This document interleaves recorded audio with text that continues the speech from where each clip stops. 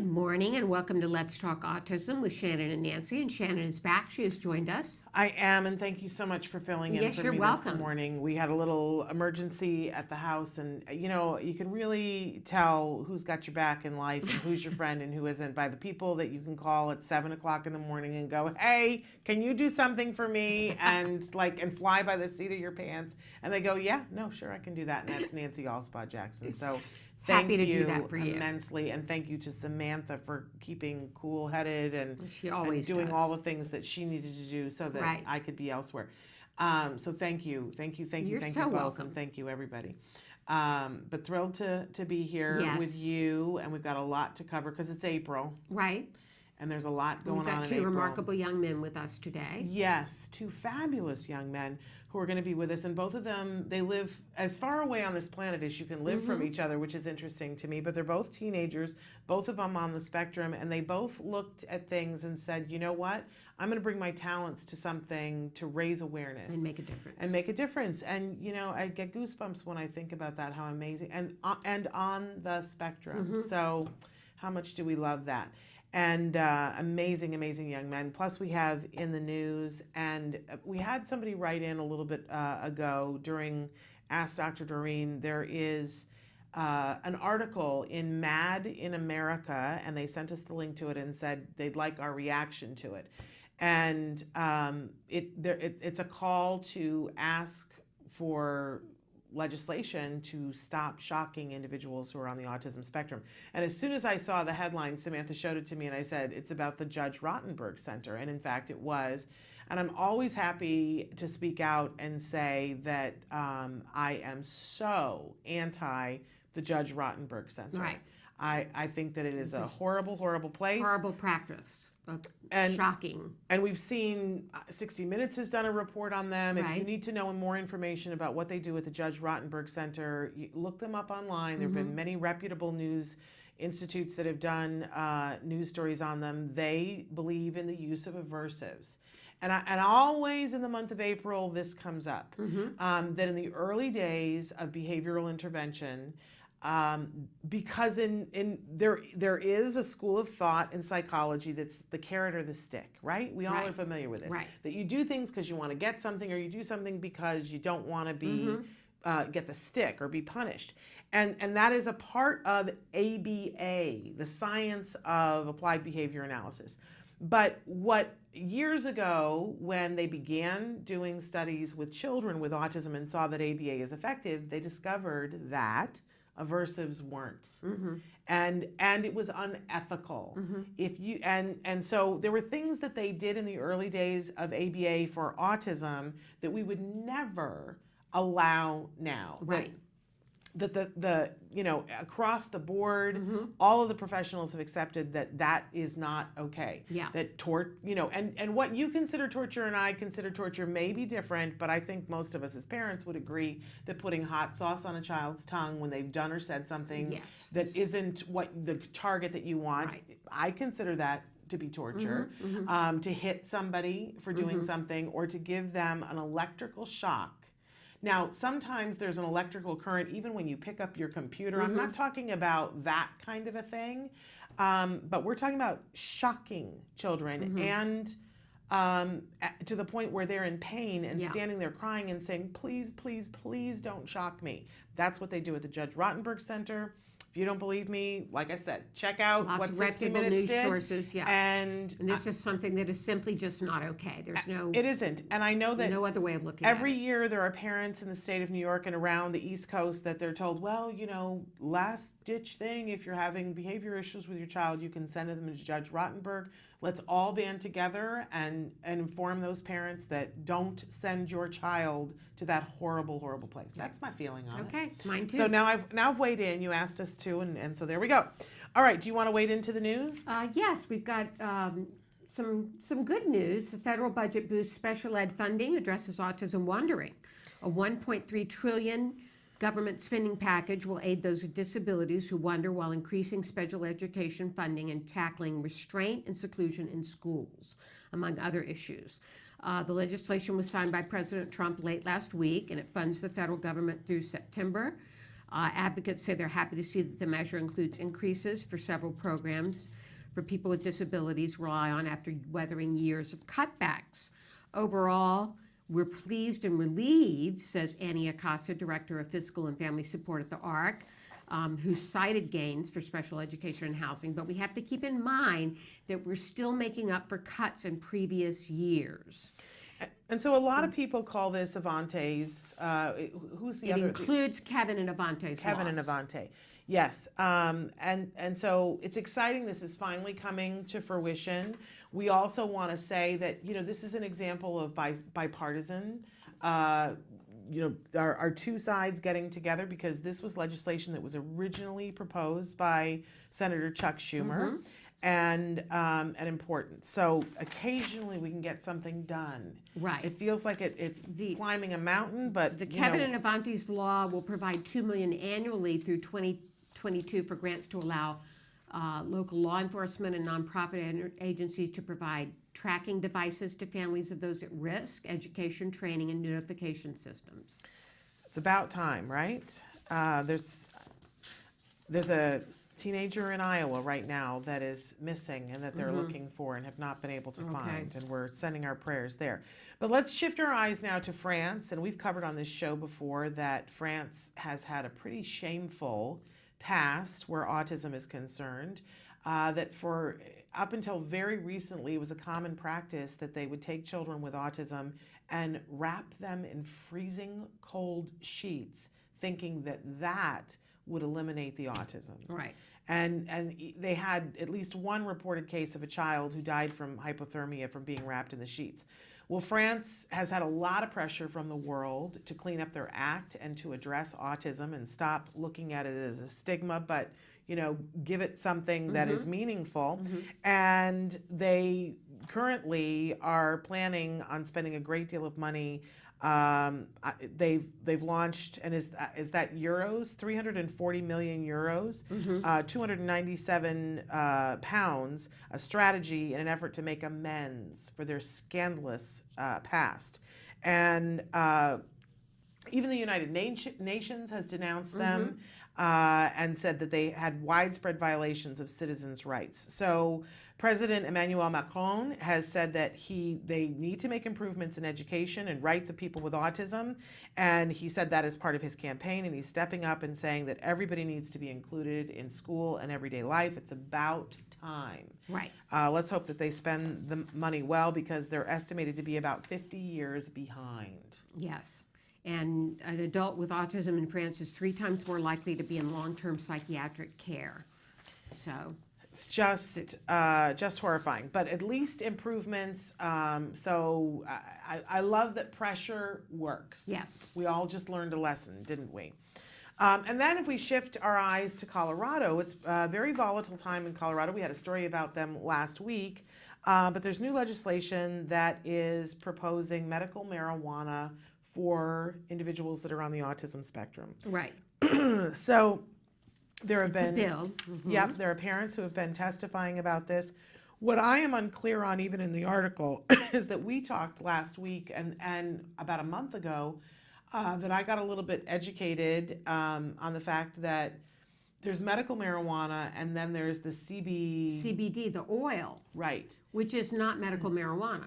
Exactly, and that the CBD does not have the addictive properties, Right. and it doesn't have the hallucinogenic properties. So I am concerned if we're going to make a shift to the medical marijuana, because that does have addictive properties, and it does cause for psychogenic things to happen and hallucinogenic things to happen. And I can't imagine. I'm not a fan of even giving my son Tamiflu, because one of the precautions on Tamiflu is that it can cause hallucinations in small children. And I just, as much as our kids have going on with autism, that's not my favorite thing. Right. To set my kid up for that. So, So this was, I was unclear as to whether this was, I think this is for just medical marijuana. CBD oil is legal in all states, from my understanding. So this concerns me. And I know that we've got parents that are testifying and saying how much it helps their kids, but I'm wondering, I don't know if they have tried the CBD oil to see if they can get the same thing without putting their children at risk for other things. Right. I don't know. I don't either. So we're going to wait and hear And a more lot of about that. parents are using it for their children with seizures, obviously. Yes. It's been shown to, at least the CBD oil. The CBD oil. But I think there's a big difference between the two.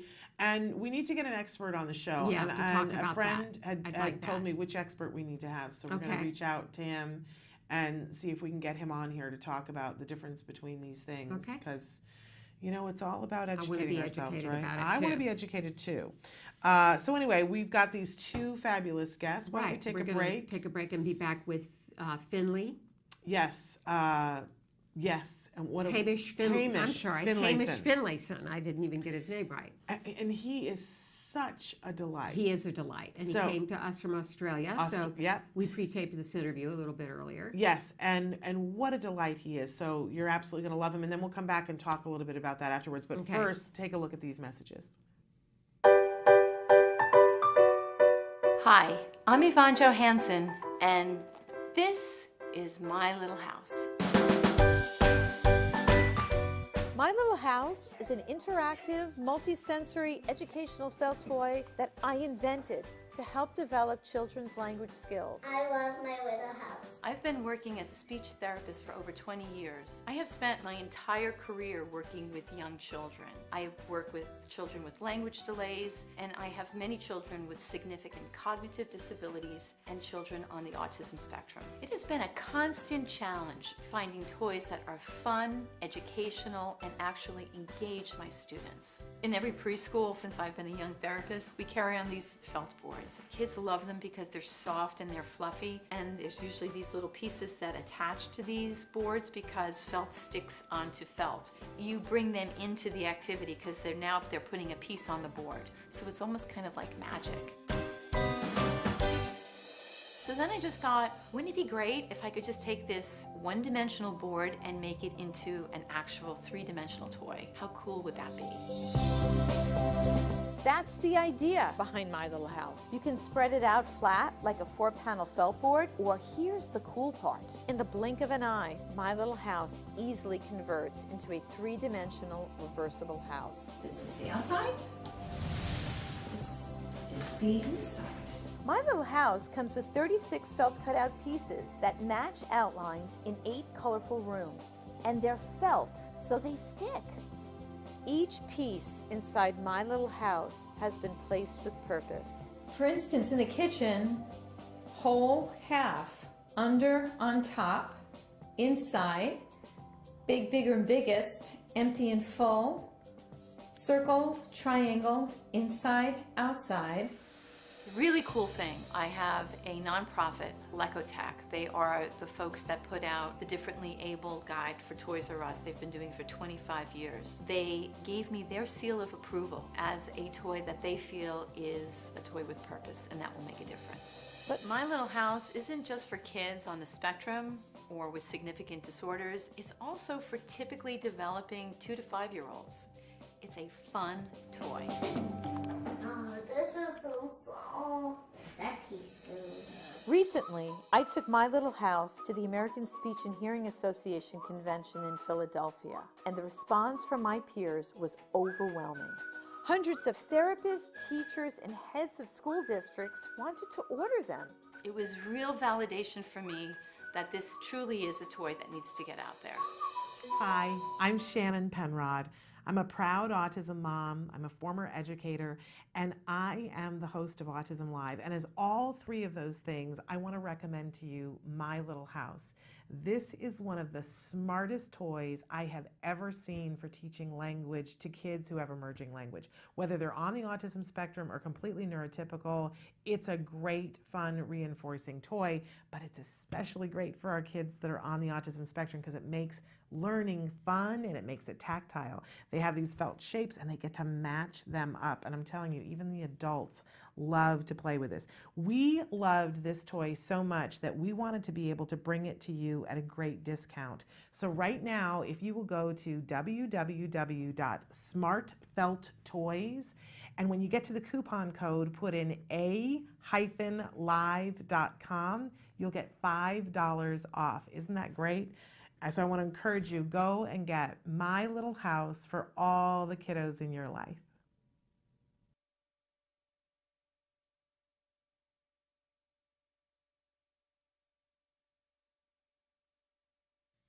And welcome back to Let's Talk Autism. And now we've got a very special guest coming to us all the way from Townsville, Australia, near the Great Barrier Reef. We have Hamish Finlayson, who is all of 13 years old. And when you hear what this young man has created and done at the age of 13, you're going to be amazed, right, Shannon? I'm busy playing an app on my phone called Nurdles versus Turtles, which was created by the young man who's joining us. Okay. And this is fascinating. Hamish, welcome to the show. Hello. I am not good at this game, Hamish. I'm gonna need some help from the inventor here. This is not easy. It's not easy. But it's okay. cool. It's fun. All right. Well, you can get back Okay. to that later. We can tell you. All right, I will focus up. Okay, focus up, Shannon. We've got Hamish has combined his passion for technology with his love for the environment, oceans and sea turtles, and desire to improve life for people with autism everywhere. He has created award-winning multimedia tools and apps. He's created 5 apps that are being used in 54 different countries. 4 of his apps are about protecting the environment and oceans from litter, and his 5th app is about raising awareness about autism and strategies to deal with it. Quite a biography there, young man. Yeah, quite interesting. And you're how old? 13. 13 years old, and he's accomplished all of these amazing different things. All right, let's start to talk, because you have not only have you made these apps, but you've taken them to the world and done some very interesting things. I want to know what the Global Entrepreneurship Summit is. The Global Entrepreneurship Summit, or GES for short, is where a bunch of entrepreneurs will go to a certain place throughout the world and connect and network with each other to help each other grow and expand, as well as learning tips from professionals in technology and stuff like that. And so you went to this summit. Had you already started creating apps before you went, or did it inspire you to create the apps? I created my apps before I went to the Global Entrepreneurship Summit. Okay, and was it fascinating? I know you were very well received there. What kinds of things happened to you there? Well, I went to 2 GESs, one in 2016 in Silicon Valley and one in 2017 in Hyderabad. And the one GES 2016, I was able to visit Google's campus as well as Apple's campus. Wow, Neat. I bet that was exciting. And Hyderabad, we might say, is in India, so you got to go to a pretty exotic place. I just realized, I'm sorry, I made a mistake. I meant to say Facebook's campus, not Google's campus. Okay. Oh, okay. All right, very good. And when you were there, you got to hear people like President Obama speak, and I understand that John Kerry gave you a cool shout out. What did he have to say about you? He said I was just the youngest entrepreneur there, and he was surprised by that. And how old were you at that point? 11. 11 years old, and you've already... At an entrepreneur summit. Yes. Now tell us, why do you make apps? What inspires you to make apps? Well, I just hate litter, and I don't want it to be there. It kills wildlife, and I just hate that, and I want to stop that from happening. My app's about autism was created because I have autism, and I want to raise awareness about autism so people don't mistreat people with autism. Well, Okay. we love that cause. And so the different apps, as you were saying before, have to do with litter and trash. But for instance, this one that I've been playing, Nurdles versus Turtles, it's about trash, but it's a game. And I'm learning hand-eye coordination while I'm doing it. And it's about moving my turtle so that, at least at the level that I'm at, moving my turtle so that he doesn't get hit by trash, correct? Yeah, you're moving Triple T's shell to knock back the bottles from your turtle friend, which is engulfed in plastic. Oh, I've got to knock back the bottles. That's what I've Okay. been doing wrong. Okay. But this is fun. I know for sure that my son would love this game, but it's also teaching you about the waste that and the consequences of the waste that are in the ground. In If the you think ocean. about it, it's off. This is clever. Now, I didn't have to pay anything to download this app. Are all of your apps free? Yeah, all of my apps are free, but there are buttons in it where you can donate to charities. Oh, what a great idea. How old were you when you developed your first app, Hamish? Oh, well, when I was 10 when I developed my first app, Which one was that? Littlebug Smash. Okay. And did you just figure it out, or did you take a class? Did your parents get you software that would teach you how to do this? How did you know how to do it? Okay, so I've always loved video games since I was practically 4, and in grade 3, I learned about how to make video games on my iPad via Hopscotch. And then in grade 5, there was this competition called Young ICT Explorers, which is a competition where you have to use technology to solve a problem throughout the world. I decided to make a game based on litter and how it harms the oceans and environments. Wow, so impressive. And you enjoy video games? Do you enjoy making the apps? Well, generally I do. Sometimes I don't, depending if there's a glitch or just tedious and repetitive. Yeah, I could see how that would get a little bit depressing. Tell us about the name of your app that focuses on autism and how that works. Okay, my app on autism is called ASD and Me, and what happens is that you play as Triple T, and he's going to be put in situations that people with autism would be in, like loud noises, stress, and unable to recognize emotions. And what Triple T does is that he shows you the solution to it. So loud noises, get your headphones. Recognition is just practice, and stress is patting your dog or something.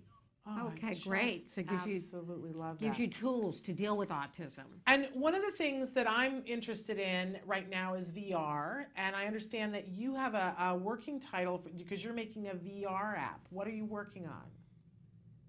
Well, in my virtual reality app, I'm trying to work on a game to help kids and teens and people with autism help cross the road, mainly because transportation is the leading cause of injury and death throughout the world.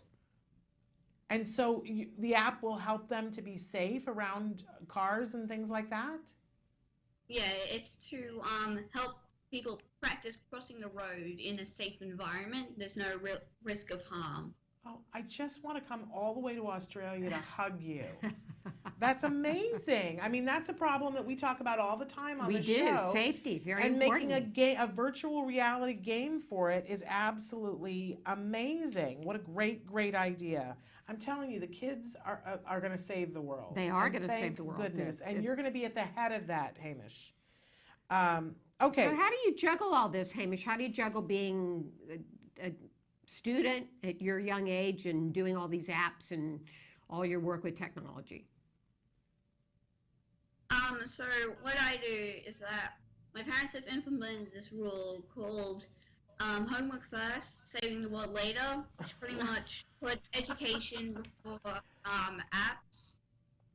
Okay, so that sounds good. Homework first, save the world later. Yeah, I think your parents are pretty amazing too. All right, Hamish, if you had one wish that could be granted, what would it be? It'll probably be a world that has peace, no litter, and people with autism are completely. Hold up, no. Let me rephrase that. Okay. So I would create a world that has no litter, no wars, and the world has completely adapted to autism. I want Very to live good in that goals. world. I want to live in that world too. It sounds like a good world, and it sounds like you're going to help create that world. Absolutely, that he's already on his way to. And so what's next for you, Hamish? Well, I'm currently still trying to get past the technical review on my virtual reality app. From there, I'll probably make a mobile version of said virtual reality app, just so What's a more people can technical, play it. hold up one second, what's a technical review? To get like your app into the store, it would have to pass certain requirements to get in there, and yeah, that's what my app is going through. And are you working on this on your own, or do you have somebody helping you to get through that technical review? Well, my dad occasionally helps me with some stuff, and I sometimes get mentors to also help me figure out what to do. Smart young man. Okay. Very good. And what's your Right. ultimate goal? I don't know, just being able to continue developing and growing and making new apps. Okay, so you want to be an app developer as you continue. Once you get out of school, you want to continue doing that. Yeah, I will try my best to continue doing it. Okay. And do you feel in any way, Hamish, that autism is an obstacle for you in any way? Well, sometimes for me, I feel like it's hard for me to sometimes communicate my thoughts out, and as well, I can be easier to anger, and I can easily get excited as well. Is that the correct word? No. Anxious. There we go. Anxious. Anxious. Okay. But I think that all of those things are, I think that a lot of us feel all of those Right. things. Typical neurotypical people feel those things as well. And I just want to, I know Nancy feels this way too, and so do a lot of people. I think you're remarkable. I think you're absolutely amazing just the way you are. Yes, you are. Thanks. It's been a delight having you on the show. We're going to be looking forward to great things still coming from you. Let's talk about, let's let him say the 5 apps that he's got out right now. Okay. So what are the names of all your apps, and that so we can tell people to find them in the App Store? What? Okay. There's Litter Bug Smash, Keep Calm and Save Turtles, Litter Book of Facts, Nurdles vs. Turtles, and ASD and Me. Okay, great. And I just downloaded, it took me 2 seconds, I downloaded Nurdles versus Turtles. I can't wait to download the other ones and have a good time playing with them. These are great games for, what would you say, what's the age range on your apps? Well, for my current apps, I would like to say, like, kids can play it, but anyone can play it. Okay. You are an amazing young man. I'm so happy that we had an opportunity to talk with you, and we wish you all the best and can't wait to see what else you do. Thank you for joining us all the way from Australia. What time is it there?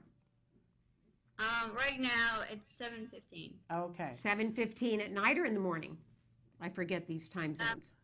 Morning. In In the the morning. morning, Oh, I okay. assumed it was night, so Yes. I'm glad you asked that. 7:15 in the morning. Well, we're glad you woke up early to be with us and do this interview. We are honored to have had you. And we're all going to institute the homework first, save the world later. That's right. Okay. That's absolutely amazing. And thank you to your parents Yes, thanks for to your raising dad, who such I an know there's there in the exceptional young background. man. Thank you so much, you guys. Okay. Bye-bye. Good luck. Bye. Bye-bye. Good luck. Bye-bye. What a joy and a treat he is. I know. Can you believe all he's accomplished at his tender young age? You know, I mean, of course you can, because you talk to him and you see that he's got it all on the ball. But Right. that's pretty incredible, and that's some incredible parents. Absolutely. This whole homework first, save the world Right. later, it just makes my heart beat faster. I know. Because doesn't that say it all? It does. Like, sometimes we make it so much harder than it has to be. I know. Homework first, save the world later. That can be our new mantra. I want that crocheted on a pillow, Okay. on my son's pillow. Yeah. Homework first, save the world later. Oh, right. that Well, gives that me was- so much hope. that was All a right. joy. Let's take Okay. a break, and then we will be back We'll be with back. more after these messages. Do you provide care services to someone with autism? Recently, more and more children are being diagnosed with the condition and getting the support they need as awareness grows. But what happens to these children as they grow up? It's estimated that over 500,000 youth with autism will turn 18 in the next decade, and they'll be faced with a very difficult reality. As children with autism grow up, their services start to disappear or become very difficult to access. Things like medical care, mental health counseling, vocational training, and more. All services that are still desperately needed. The loss of support that youth with autism face as they grow up is so severe that it's referred to in the autism community as falling off a cliff. Adults with autism need the same level of support they had as children, to avoid falling off the services cliff. Introducing Skills Living, the web-based software designed specifically to help transitioning youth and adults with autism so they can avoid the cliff and instead fly to success. With Skills Living, help your learner with autism develop the skills they need in all the critical areas of adult life, including self-control, planning, and problem-solving, effective communication, performing life skill tasks for independent living, acquiring and maintaining employment or other meaningful activities, developing and maintaining social skills and relationships, accessing transportation and public services, and being safe. Skills Living includes a comprehensive assessment, a data collection mobile app, behavior intervention plan builder, and automatic progress reporting. It also provides a complete curriculum addressing 16 key areas spanning the entire range of functioning adulthood. Skills Living is easy to use and can be implemented by schools, parents, and autism service providers. Call or click today for your free demo and see how Skills Living can help your learner with autism avoid the cliff and instead reach their fullest potential. Skills Living. Wish, learn, become. Welcome back. Welcome back. We're just chatting over questions that have come in. Yeah. So the first one, do you have any recommendations to add to an IEP before high school? I have to meet soon in junior high for last IEP, transitional assistance, vocational, independence. I mean, one of the first things that I'm going to say is, you know, because it depends on what the placement is, and it depends on, you know, is your child in a special day class? Are they included in general ed? So I have all kinds of questions, but I think, you know, one of the biggest things that I found to be helpful, that there was a fabulous woman who came on the show a few years ago and gave us good things to put in an IEP for middle school, and it has helped me so much. And one of them was to ask for late work when it's handed in, for it not to be lose points for being late. Right. Now, over the years, we've changed that because we don't want my son to be, you know, feel like, oh, I've got all the time in the world because there's no deadline. So we've kind of pulled it away a little bit and said, you know, if mom sees that it's late on the computer thing where I can see his work, then he has 2 days from that time. Because it's hard on the teachers, too, to have open-ended, you know, all of a sudden in June, you want to hand in everything from September. You can't do that, right? So, but I think being able to, because, you know, executive functions, if they didn't hand it in, doesn't mean that they didn't do it. Right. And for them to lose sometimes 50% points on an assignment, so make sure that you put that in. You absolutely, when you're transitioning from junior high to high school, at least want to have a conversation about the ITP, the individual transition plan, and that's going to be different for all kids. You want to hear from 14 to 16, they want to be testing them to see what they might be interested in, what they're good at, so on and so forth. By 16, the plan has to be in place, and that not only has to cover vocational, it has to cover where are they going to live and who is their community and how much support do they need from that community. So that's a lot to cover. If your goals are you know, it totally wide open, right? Yeah, it depends on what your goals are, whether they're for graduation with a diploma, or whether they're for a certificate of completion, of which they can stay longer. Right. In and high then school. And what would they transition to after they're done at high school, when if they're in the certificate program? What programs do they go on to? So there'll be that discussion. You might want your child to go to college, and I just want to put in the note that individuals of all abilities can now go to college. Yes, that's true. And I've been researching. At some point, I'm going to do a whole hour on what I have found. But there are programs that are for people of all abilities to be able to go and experience college. We love the Minnesota Life College, where they go and they spend 2 to 4 years learning life skills. So it depends on what it is that you are looking for, and where your child is at. Yes, exactly. But I definitely, if you don't, the things that are just across the board, if they don't already have this, that you have one set of books at school and one set of books at home, so that they're not having to lug everything in the world in the backpack. That's a great one to have. And then and also I think the late work, and then after that it gets really individual. Yeah. Really individual. So if you want to write back and tell us a little bit more specific about, the kinds of things that you're working on. John Paul says, hello, do you recommend biomedical treatments to all kids under the ASD umbrella?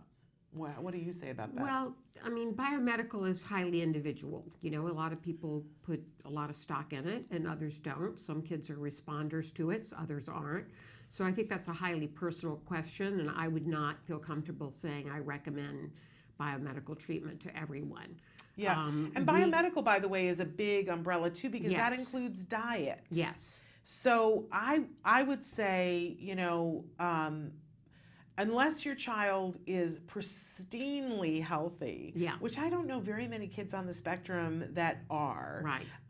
But occasionally I run into somebody who's like, no, they have an iron stomach, nothing upsets them, their poo is fine, they never catch colds, they have this crazy, high-powered immune system. In that case, I wouldn't worry so much about a diet. But for anybody else, I absolutely think that diet is a good place to start, Yeah, I because do a lot too. of our kids have And stuff. you're right. It's considered like gluten-free, casein-free is considered biomedical. And it's a good place to start. Okay. And I think that regardless, getting all of our kids as pesticide-free as possible is a good place to start. Now, when you get into supplements and things, again, it's so individual. Highly individual. And I don't think you should throw spaghetti at the wall. I think that it's important to get testing done to show you what your child And is work low in. with a MAPS doctor. But that's you all can. expensive. They're very and I have to expensive. say, and people go, well, no, just tell me what to give them. I just don't think it works that way. No. That's without the advice of a doctor, it's highly questionable whether you should go ahead and just start taking biomedical supplements, Yeah. minerals and And then the vitamins. last question that I want to take here, Suzanne says, do you think off-site supervisors for ABA have the same outcomes as on-site? And I will tell you truthfully that the thing that guides me is that CARD did a study that came out over a year ago, and they said the three things that they saw, there were lots of things that deliver outcome, but the three things that they saw consistently made a difference in outcome were how access to the treatment. Right. Did you have, and these were all CARD people, so we know it was quality ABA that they were getting. And that if you were doing the prescription, and so for some kids, the prescription, older kids might be 8 hours a week, right? But for the little ones, 25 to 40 hours. And are they getting the full prescription? If the doctor said they needed 40, are they getting 40? Because if they were, outcomes were better. The second thing was having an experienced BCBA on the case. Now, the reason why is because the people who do the therapy, the one-on-one kind of stuff, they need some training, but they don't need to be vastly experienced. They don't. In fact, sometimes having a new person come in is the person who can make the connection with your child. But there has to be somebody way over them that's designing which lesson do we do next. And the more experienced that person is, the more they get better outcomes. So I know CARD changed things, and experienced BCBAs happen because they gain experience. Right. So CARD started a program where you might have a BCBA in your office who's fairly new. Maybe she's in her first year of being a BCBA. Well, that's great. She's there and she's watching things and she can see things and report it to the other person.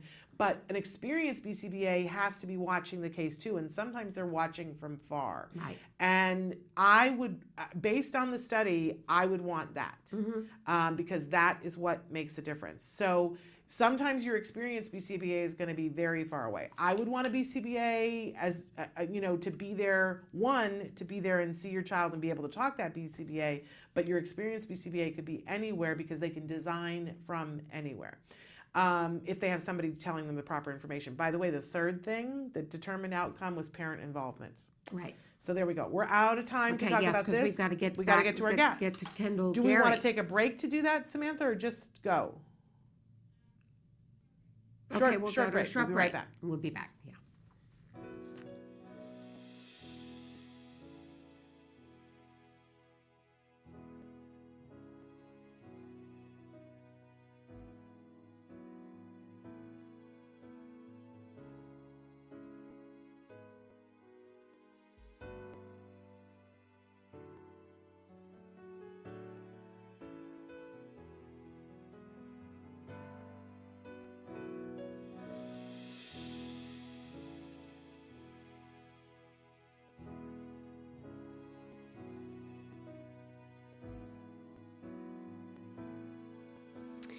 Being part of this community is really important to a mom with a son like Jackson, because it really does take a village, and you need so much support, to help bring out all of the amazing qualities and skills and talents that our children have. So I'm just very grateful to everybody who was a part of this.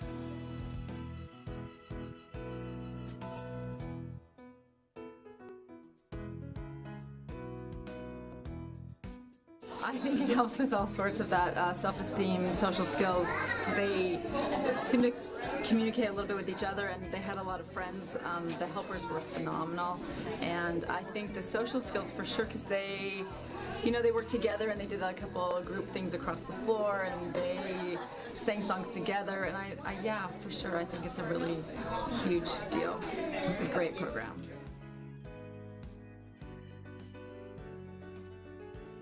What programs like this show is the person is in front of what we call today a disorder. I think what we're finding is that these sorts of brain challenges that make people unique can actually be gifts in ways we haven't discovered in the rest of society to bring them out.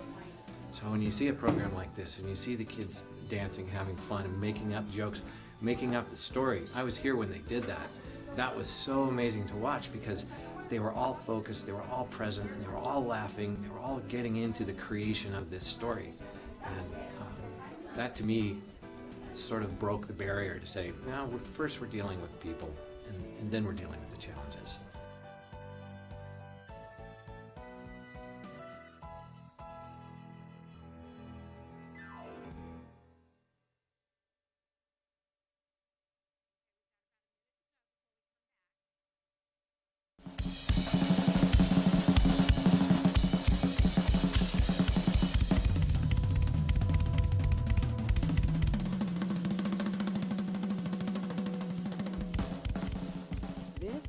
Logan Shepherd. At first glance, he looks like a typical American teenager. He plays in a band, loves hanging out with his friends, he doesn't like doing homework, and he's not really fond of broccoli. But Logan Shepherd is not your typical 14-year-old. Logan was diagnosed with autism at the age of 2. He was nonverbal, made no eye contact, and his parents were told to abandon all hope. Instead, his parents began an intensive intervention treatment. At its center was a quality ABA program known as the CARD method. This is Logan Shepherd now. All I really want to say is, I'm kind of copying Martin Luther King. I kind of have a dream that one day I can just inspire people to never give up, because that's what I want to do in life, because if I can succeed, they can succeed, and I will succeed.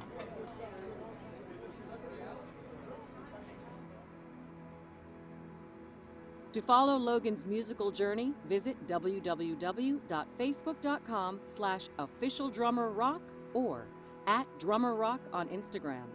For more information on the CARD method, visit www.centerforautism.com or call 800-345-CARD.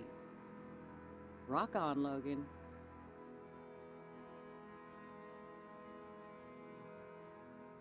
And we're back with Let's Talk Autism, and now we're going to be joined, we promised we were joined by 2 remarkable young men on the spectrum today, and now we have coming to us from Columbus, Indiana, Kendall Gary. Hi, Kendall, how are you this morning? I'm doing great. Good. We're so happy to have you with us. Kendall, you were diagnosed with autism as a child, and you're raising awareness about autism by you wrote a children's book called Something's Different About Andrew as part of your senior project at your high school. Tell us how you came up with the story and its characters. Well, it started out as my senior project. Right. And I wanted something that involved my creativity of drawing. And then I thought about something that my grandma was real interested in, helping people with autism. Okay.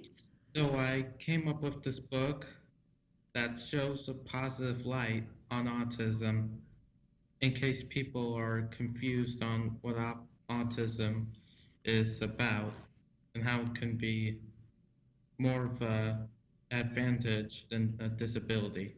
Okay, so tell us how the book, it's a 24-page book, and tell us how how the book, what's in the book, how it shows awareness about autism.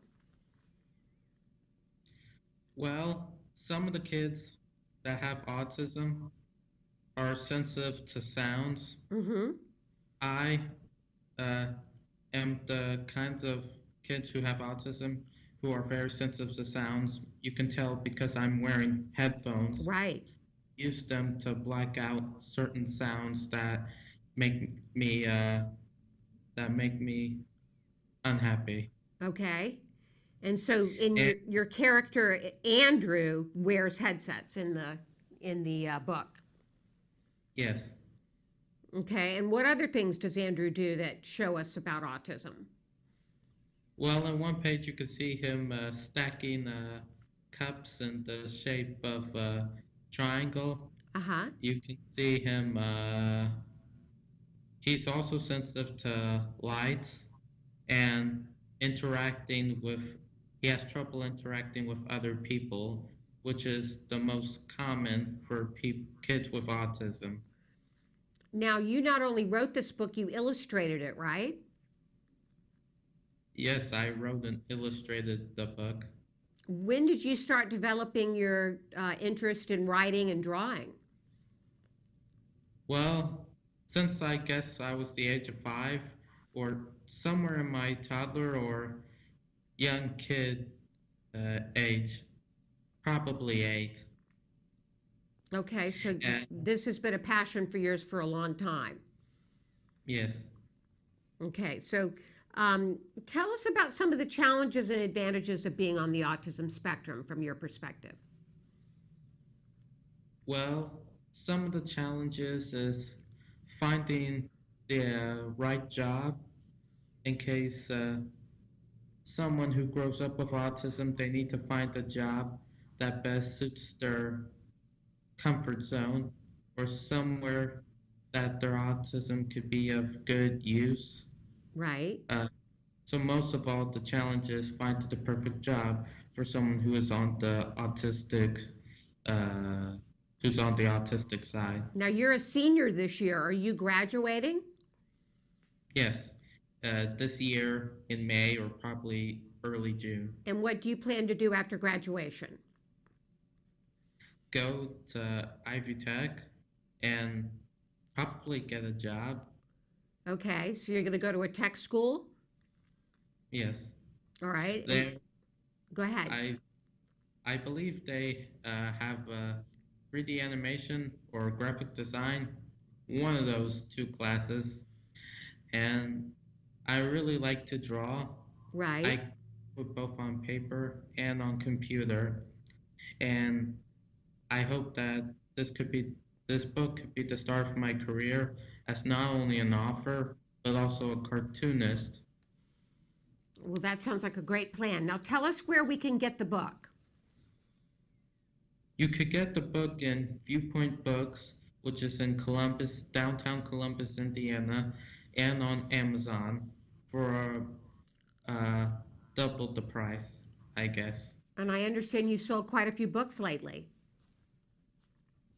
Yes, I have. That's I interesting. think on Amazon I've sold 80 and at Viewpoint 33. All right, very good. So once again, the book's named Something's Different About Andrew. And it's written by Kendall Gary, who's an 18-year-old senior at Columbus East High School in Columbus, Indiana. Any other things you'd like to say to people out there about autism and those that have it? Well, yes. Some kids with autism or adults who grown with autism, they might have get picked because they act differently, teased because they act differently. But being different, like having autism, doesn't mean you're not still a human being. Right. All right, well, that's a very important point, and we want to thank you for that, Kendall. And good luck to you, and congratulations on the success of your book. Thank you for joining us today. You're very welcome. All right. All right. We'll be back with more of Let's Talk Autism in just a minute.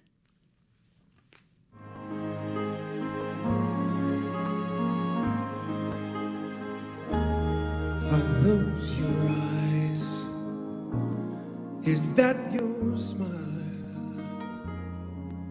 I've been looking at you forever, yet I never saw you before. Are these your hands? As a celebrity, whatever that means, you want to do what you can to give back. The way I've always looked at it, if I'm available, I'm going to be there. And when you get there and you see what folks are doing and the lives that they're touching, how can you not want to continue to be a part of it? And for the first time, I am looking in your eyes. What can we all do to make a difference? Not only with trying to find a cure, but to help the children and the families that may not have the resources for these kids. When you're looking back at me, now I understand what...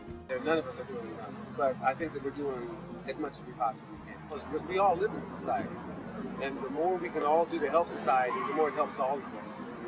And for the first time, I am looking in your eyes. And for the first time, I'm seeing who you are. I can't believe how much I see when you're looking back at me. Now I understand what love is. Love is. For the first time.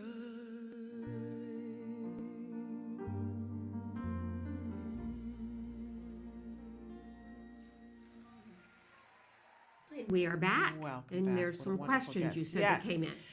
So Raina says about CARD. Does my daughter have to have autism, an autism diagnosis to get ABA via CARD? She says my Medicaid insurance would cover her ABA since she's got a prescription for it via the Center for Excellence, and asked CARD, and she said she has to have autism. You and I are going to talk because that's somebody who's apparently new and doesn't know. Question was asked yesterday because I had seen part of an email that you had sent. Question was asked yesterday, and the question very distinctly from high above was absolutely, because it's called the Center for Autism and Related Disorders. And so I believe that person was educated yesterday, but I'm going to connect with you today and we're going to get that all sorted out. Okay. So there's that. And also earlier, there were a couple of people that wrote in, and Dr. Grant-Pichet said, email Shannon.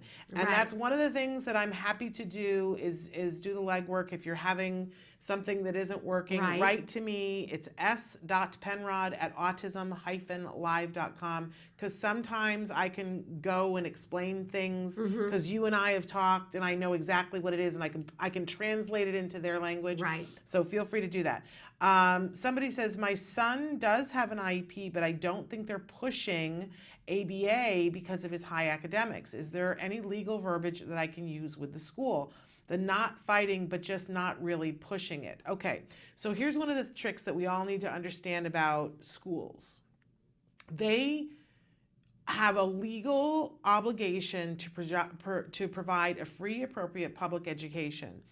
But the word appropriate is the most important word in that sentence, right? What's appropriate? What we cannot do is legislate for them, you must do it using this method. We can't. I mean, the law doesn't allow for that. So when we get into talking about ABA for schools, let's remember that schools, they can use the principles of ABA, but it's really hard unless it's an autism school for them to do pure ABA in the classroom, for instance. If you go to an autism school, you're going to see it. It's amazing. And they have these little drawers, and they've got 3 little things. Oh, it's a whole other thing. But what you want is for them to use the principles of ABA. And you can go in and talk to them about that, but sometimes they're resistant because they're thinking of this other thing that they've seen and they don't really know how it works in the classroom, right? So what we want to do as parents, shortcut in the classroom and in the IEP, is what we have control over is get the goals that you want in the IEP. Because once the goals are in the IEP, they have a legal obligation to make a huge attempt to to have the goals met. And they have to give you reports, quarterly reports that say the goals were met or weren't met, here's what we did, and so on and so forth. And once the goal is in there, then you say, can I give you some information about how best to meet this goal? Are you interested in some education? And then you find the teacher who's really like, yes, I want some information, right? And then you can give them a lesson, gift them like a $7 or $10 lesson from IBT, which is the Institute for Behavioral Training. It's ibehavioraltraining.com. And then that teacher will try that technique and go, I want more. And that's a way to get the principles of ABA into your classroom. Okay. That's just an easier way. You don't have to fight. And then it's not a bunch of people sitting around going, well, I want you to do ABA, and the school going, right? Get the goal in there. That's your job at an IEP meeting, is to make sure that you get the good goals in there. Yeah. Then you can say, hey, would you like some help with that? Because I know some people and okay, so I wanted to take just a quick minute, and I know we're running over, to say that we went to Fullerton Cares Mardi Gras. Mardi Gras. How was that? You know what? It was so amazing. But not everybody on our team was feeling particularly well. We got to start there. So it was a little bit rough because it was a really warm day, and we were just behind the 8 ball the whole time because they had so many people there, and they came so early, and they stayed late. And it was, I didn't have time. I grabbed some food from Larry Hauser's restaurant, which is the Bourbon Street Bar and Grill. Oh my gosh, you guys. Great restaurant. Oh, the food was so good. But that was all. I had time to run to the bar and pick it up, and which is because it's at the other end of the parking lot, and come back. That was all we had time for. And I was stuffing, stuff in my mouth while I was talking to people. It was horrible, so inappropriate. But I just have to say how much I loved meeting some of you, and the hugs were all around, and it was just, and we just saw some beautiful, beautiful children, and some people that we're just there to support. That's what I love about that is the whole community. And it was wall-to-wall people. I didn't even get to walk around to the other booths. Normally I get a minute to walk around and go, hey, would you like to be on the show? And, love what you're doing. And so zero. It's a great turnout. That's good to hear. Because it was crazy, crazy busy. So I want to say thanks to Fullerton Cares and to everybody who came out, and all of our viewers who were there. It was so crazy. I don't know that I got to say it enough, but thank you so much for coming up to our booth and telling us that you love and watch the show, because we love you back. I know, that's always Isn't great that to amazing? hear. It's great to hear. And it just Never filled get my tired of heart to know, because sometimes it's like we're sitting in this green room and talking to ourselves. Exactly. Right? And to know that it's helping you guys, it gives me goosies. So, and love Fullerton Cares.